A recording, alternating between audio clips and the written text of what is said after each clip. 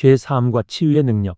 예수님이 가버나움으로 돌아오셨습니다. 소문이 퍼졌습니다. 그분이 돌아오셨다. 사람들이 한 집으로 몰려들었습니다. 너무 많아서 문 앞에도 설 자리가 없었습니다. 그때 네 사람이 한 남자를 들것에 실어왔습니다. 중풍병자였습니다. 몸을 움직일 수 없었습니다. 하지만 그의 친구들은 포기하지 않았습니다. 그들은 지붕으로 올라갔습니다. 당시 집의 지붕은 나무와 진흙으로 되어 있었습니다. 그들은 지붕을 뜯기 시작했습니다. 사람들이 위를 올려다보았습니다. 흙과 지푸라기가 떨어졌습니다. 구멍이 뚫렸습니다. 그들은 침상을 밧줄로 내렸습니다. 천천히 조심스럽게 중풍병자가 예수님 발 앞에 내려왔습니다. 예수님은 그들의 믿음을 보셨습니다. 내 친구의 믿음, 중풍병자의 믿음, 지붕을 뜯을 만큼 큰 믿음, 체면을 버릴 만큼 간절한 믿음. 예수님이 입을 여셨습니다. 사람들은 일어나 걸어라 는 말을 기대했을 것입니다. 하지만 예수님은 다른 말씀을 하셨습니다. 작은 자야 안심하라. 내 죄 사함을 받았느니라. 침묵이 흘렀습니다. 죄 사함? 그는 걷게 해달라고 온 것인데. 서기관들이 서로 눈짓을 주고받았습니다. 그들은 속으로 생각했습니다. 이 사람이 신성을 모독하는구나. 하나님만이 죄를 사하실 수 있는데.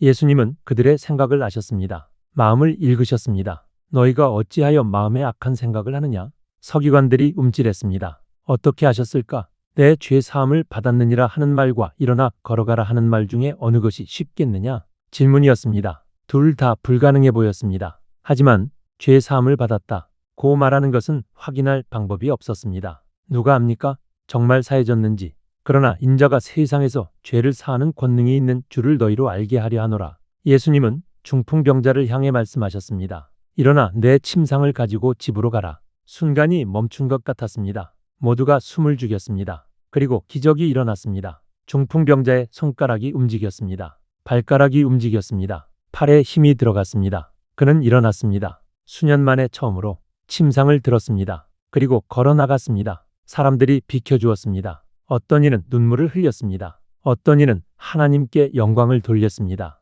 이런 권능을 사람에게 주신 하나님을 찬양합니다. 예수님은 증명하셨습니다. 보이지 않는 것 죄 사함이 보이는 것 치유로 확인되었습니다. 예수님은 길을 걸어가셨습니다. 세관이 보였습니다. 한 남자가 앉아 세금을 거두고 있었습니다. 마태, 세리였습니다. 유대인들이 가장 미워하는 직업. 세리는 로마를 위해 동족에게서 세금을 걷었습니다. 자주 부정직했습니다. 백성을 착취했습니다. 배신자로 여겨졌습니다. 예수님이 그를 바라보셨습니다. 그리고 두 단어를 말씀하셨습니다. 나를 따르라. 마태는 놀랐을 것입니다. 나를, 세리인 나를, 죄인인 나를. 하지만 그는 망설이지 않았습니다. 일어났습니다. 세금 창고를 놓았습니다. 돈을 놓았습니다. 안정을 놓았습니다. 그리고 예수님을 따랐습니다. 마태는 잔치를 열었습니다. 자기 집에서 예수님을 초대했습니다. 그리고 자신의 친구들도 초대했습니다. 세리들, 죄인들, 사회에서 버림받은 사람들.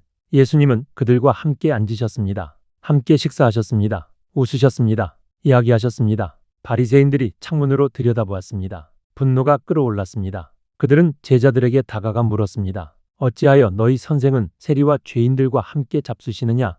예수님이 들으셨습니다. 그리고 대답하셨습니다. 건강한 자에게는 의사가 쓸데없고 병든 자에게라야 쓸데있느니라. 논리였습니다. 의사는 어디로 갑니까? 병원으로, 환자들에게로.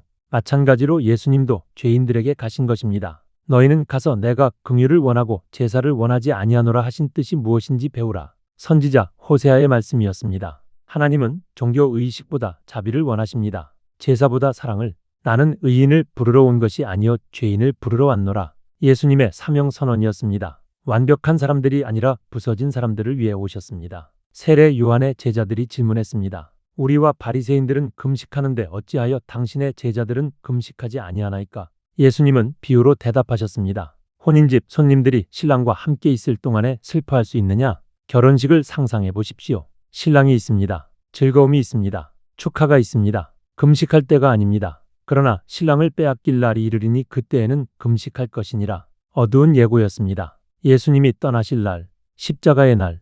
예수님은 더 설명하셨습니다. 생배 조각을 낡은 옷에 붙이는 자가 없나니 새 천을 오래된 옷에 꿰매면 어떻게 됩니까? 새 천이 줄어들면서 옷을 더 찢어버립니다. 새 포도주를 낡은 가죽 부대에 넣지 아니하나니 새 포도주는 발효되면서 팽창합니다. 오래된 가죽 부대는 유연성을 잃었습니다. 터져버립니다. 요점은 무엇이었습니까?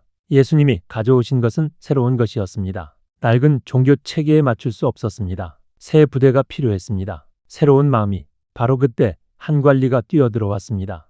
회당장이었습니다. 야이로라는 이름에 그는 예수님 앞에 엎드렸습니다. 내 딸이 방금 죽었사오나 오셔서 그 몸에 손을 얹어 주소서. 그러면 살아나겠나이다. 절망적인 믿음이었습니다. 딸은 이미 죽었습니다. 하지만 그는 믿었습니다. 예수님이 오시면 다시 살 것이라고. 예수님이 일어나셨습니다. 제자들과 함께 따라가셨습니다. 군중이 밀려왔습니다. 그 속에 한 여자가 있었습니다. 12년 동안 혈루증을 앓았습니다. 끊임없이 피를 흘렸습니다. 모든 재산을 의사들에게 썼지만 더 나빠졌습니다. 율법상 그녀는 부정했습니다. 만지는 것도 금지되었습니다. 하지만 그녀는 생각했습니다. 그분의 옷만 만져도 나을 것이다. 그녀는 뒤에서 다가갔습니다. 손을 뻗었습니다. 예수님의 겉옷 술을 만졌습니다. 즉시 피가 멈췄습니다. 12년 만에 처음으로 예수님이 돌아서셨습니다. 누가 나를 만졌느냐? 제자들이 어리둥절해했습니다. 수많은 사람이 밀치는데 무슨 말씀이십니까? 하지만 예수님은 아셨습니다. 능력이 나간 것을 느끼셨습니다. 여자가 두려워 떨며 나왔습니다. 엎드렸습니다. 모든 것을 고백했습니다. 예수님은 부드럽게 말씀하셨습니다. 딸아, 안심하라. 내 믿음이 너를 구원하였다. 그녀는 병만 치유받은 것이 아니었습니다. 존엄성을 회복했습니다. 더 이상 부정한 자가 아니라 딸이었습니다. 야이로의 집에 도착했습니다. 이미 장례 준비가 시작되었습니다. 피리 부는 자들이 있었고 곡하는 사람들이 있었습니다. 소란스러웠습니다. 예수님이 말씀하셨습니다. 물러가라. 이 소녀가 죽은 것이 아니라 잔다. 사람들이 비웃었습니다. 잔다고요? 우리가 직접 봤습니다. 죽었습니다. 예수님은 무리를 내보내셨습니다. 부모와 베드로, 야고보, 요한만 데리고 들어가셨습니다. 소녀가 누워 있었습니다. 창백했습니다. 숨을 쉬지 않았습니다. 죽어 있었습니다. 예수님은 그녀의 손을 잡으셨습니다. 부드럽게, 소녀야, 일어나라. 그 손에 온기가 돌아왔습니다. 뺨에 색이 돌아왔습니다. 눈꺼풀이 떨렸습니다. 눈을 떴습니다. 그녀는 일어났습니다. 부모는 울었습니다. 기쁨의 눈물을. 죽었던 딸이 살아났습니다. 소문이 퍼졌습니다. 온 땅에 예수님이 떠나실 때 두 맹인이 따라왔습니다. 다윗의 자손이요, 우리를 불쌍히 여기소서. 다윗의 자손, 메시아를 부르는 칭호였습니다. 예수님이 집에 들어가시자 그들이 따라왔습니다. 내가 능히 이 일 할 줄을 믿느냐? 예수님이 물으셨습니다. 주여, 그러하오이다. 예수님이 그들의 눈을 만지셨습니다. 너희 믿음대로 되라. 그들의 눈이 열렸습니다. 빛이 쏟아져 들어왔습니다. 처음으로 세상을 보았습니다. 예수님의 얼굴을 보았습니다. 삼가 아무에게도 알리지 말라.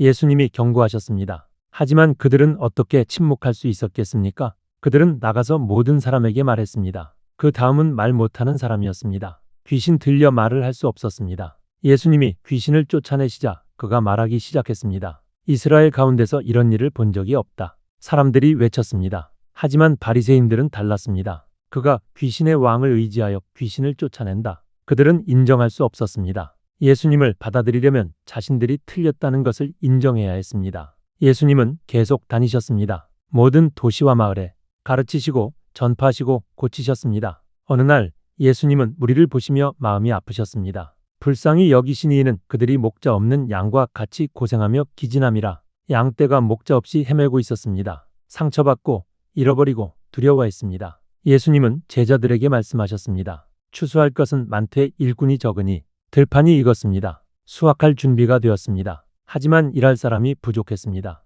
그러므로 추수하는 주인에게 청하여 추수할 일꾼들을 보내주소서 하라. 기도하라는 것이었습니다. 더 많은 일꾼을 위해, 더 많은 목자를 위해, 더 많은 치유자를 위해. 일은 크고 필요는 많았습니다. 하지만 예수님 한 분만이 아니었습니다. 제자들도 있었습니다. 그리고 곧 그들도 보냄받을 것입니다. 중풍병자가 걸었습니다. 마태가 따랐습니다. 여자가 고침받았습니다. 소녀가 살아났습니다. 맹인이 보았습니다. 벙어리가 말했습니다. 죄사함과 치유, 부르심과 회복, 죽음에서 생명으로 예수님의 사역은 계속되었습니다. 그리고 추수는 이제 막 시작되었습니다.